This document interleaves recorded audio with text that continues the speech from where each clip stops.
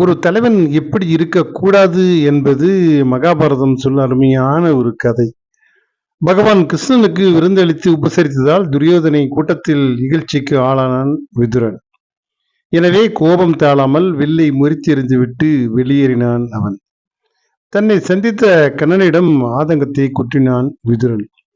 ஒரு தலைமை எப்படி இருக்கக்கூடாது என்பதை அவன் விளக்குவதாக பாரதம் சொல்வதை பார்ப்போம்.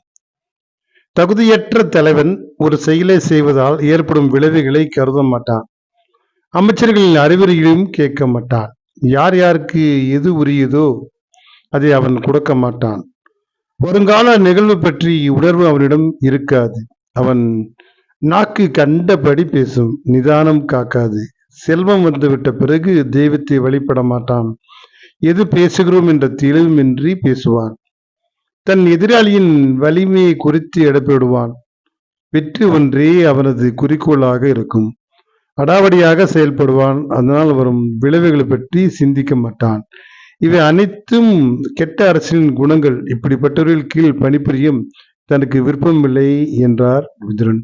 எனவே ஒரு தலைவன் எப்படி இருக்கக்கூடாது என்பதற்கான எடுத்துக்காட்டு தான் இது. சந்தோஷம். வாழ்க வளமுடன்.